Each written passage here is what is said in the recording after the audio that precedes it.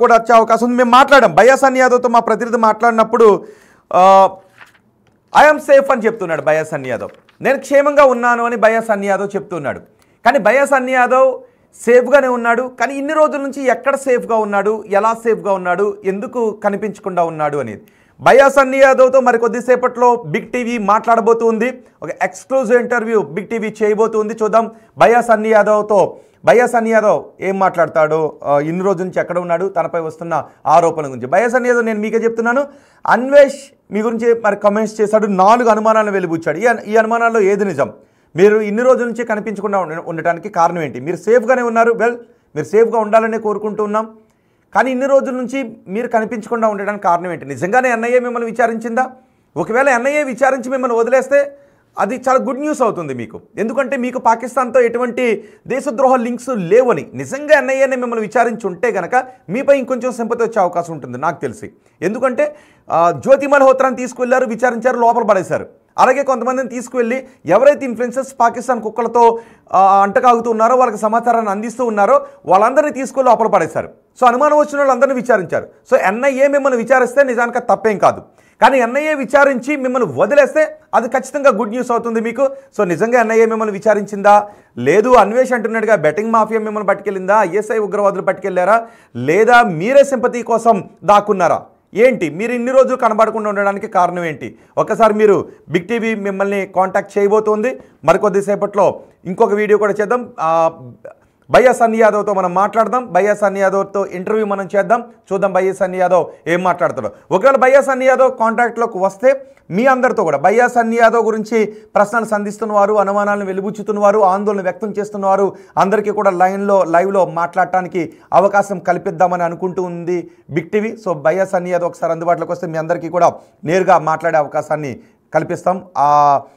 Live మన call మనం తీసుకుందాం మరికొద్దిసేపట్లో. సో మీరేమనుకుంటున్నారు ప్రస్తుతానికి? భయ్యా సన్నీ యాదవ్ ఇన్ని రోజులు కనిపించకుండా ఉండటానికి, వచ్చిన వెంటనే సింహాచలం వెళ్ళటానికి, సింహాచలం వెళ్ళి వైజాగ్ వెళ్తున్నాను అంటూ అన్వేష్ గురించే డైరెక్ట్ కామెంట్ చేయడానికి కారణం ఏంటని మీరు అనుకుంటూ ఉన్నారు? మీ అభిప్రాయాన్ని కమెంట్ బాక్స్లో తెలియచేయండి.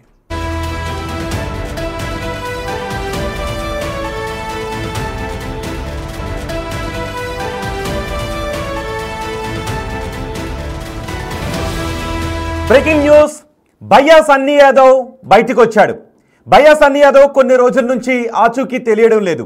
భయ్యా సన్నీ యాదవ్ని ఎన్ఐఏ తీసుకువెళ్ళిందా, లేదంటే ఐఎస్ఐ కిడ్నాప్ చేసిందా, లేదా భయ్యా సన్నీ యాదవే ఎక్కడైనా కిడ్నాప్ డ్రామా ఆడుతున్నాడా, తనే హైడ్ అయిపోయి, లేదా బెట్టింగ్ మాఫియా తీసుకువెళ్ళిపోయిందా అంటూ ప్రపంచ యాత్రికుడు అన్వేష్ కొన్ని క్వశ్చన్స్తో ఒక వీడియోని కూడా రిలీజ్ చేశాడు. భయ్యా సన్నీ యాదవ్కి ప్రపంచ యాత్రికుడు అన్వేష్కి మధ్య సోషల్ మీడియాలో కోల్డ్ వార్ జరుగుతోంది. నిజానికి భయ్యా సన్నీ యాదవ్, ప్రపంచ యాత్రికుడు ఇద్దరూ కూడా ప్రపంచాన్ని చుడుతూనే ఉన్నారు, ప్రపంచ యాత్రలు చేస్తూనే ఉన్నారు. ఒక రకంగా ఇద్దరు ప్రపంచ యాత్రికులకు జరుగుతున్న కోల్డ్ వార్ ఇది.